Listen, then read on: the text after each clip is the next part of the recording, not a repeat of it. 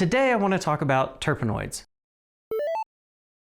Hey everybody, this is Jason with Curious About Cannabis. Thanks so much for joining us once again. What are terpenes? What are terpenoids? What do these words mean? Before we get started, please consider subscribing and hit the bell icon so you get notified of future videos. And if you like this video, consider sharing it with your friends and family and show them how big of a nerd you are when it comes to cannabis science. So let's dive in. What are terpenes? What are terpenoids? So to keep it broad, terpenoids are essentially the essential oils of the cannabis plant and other plants too. It's important to point out that terpenoids are a huge class of chemical compounds that are ubiquitous through nature. But these chemicals, they're not unique to cannabis. You can find these chemicals in all sorts of plants all over the place, which I really want you to pay attention to, because something I really encourage people to think about is how the lens of cannabis science can be applied to other plants, fungi, and all sorts of natural products.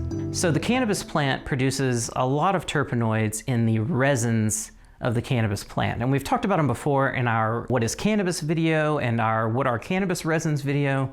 And we even mentioned it a little bit in our What are Cannabinoids videos. If you haven't checked out those videos, go check them out. So we've learned that the cannabis plant produces these resins in the form of trichomes, and the really interesting chemistry tends to show up in these glandular capitate stalked and capitate sessile trichomes. And the terpenoids make up usually up to around 10% of the trichome head fraction.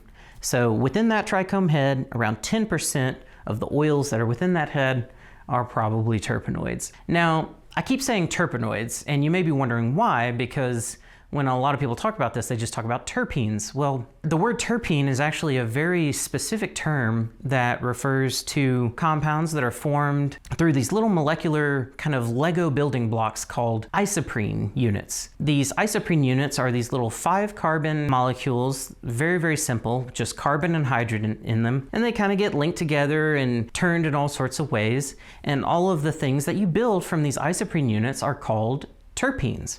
Terpenes are composed of only carbon and hydrogen. There's no oxygen, no nitrogen, nothing else in terpenes. Terpenes are only, at least when we're technical about the definition, are only carbon and hydrogen.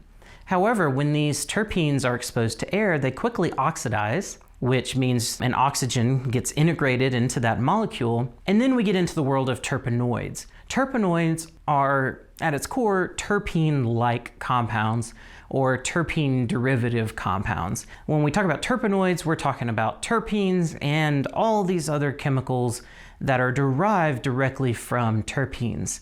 And this includes things like linalool, the kind of characteristic scent of lavender, things like geraniol. There's all sorts of these different all compounds, OL at the end of them. If you ever see an OL at the end of a molecule name, it usually refers to the fact that there is an alcohol group within that molecule. An alcohol group is just an oxygen and hydrogen bound together. A bunch of fancy chemistry words, but anytime you see linalool, geraniol, nerolidol, they're not actually terpenes, they're terpenoids. The cannabis plant produces over 200 or more terpenoids. There's some people that even claim that the cannabis plant produces upwards of 400 or 500 terpenoids. They can be a little challenging to measure because they're not very stable. They often volatilize very quickly because they're often very small molecules. And so the smaller a molecule is, the more propensity it has to float away.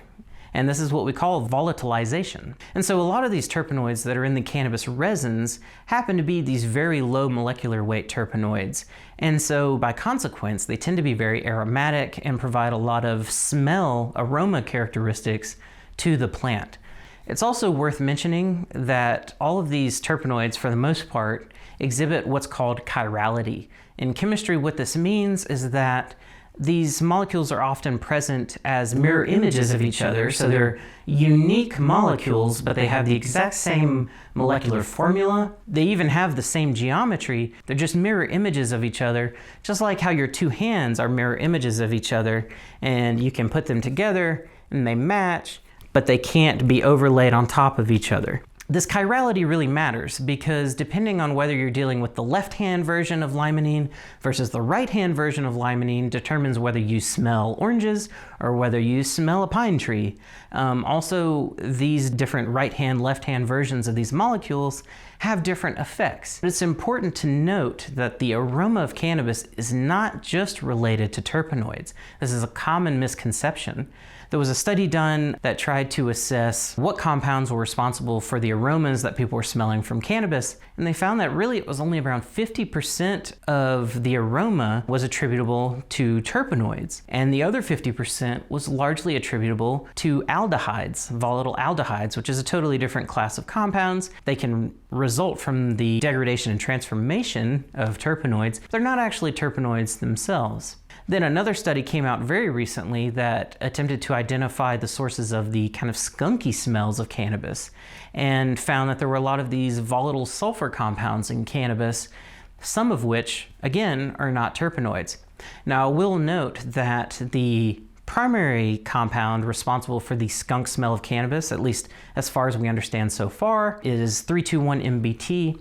And that compound, and you can see a picture of the molecular structure here, that compound actually is a terpenoid, even though it is what's considered a thiol because it has a sulfur in the molecule. They are also terpenoids.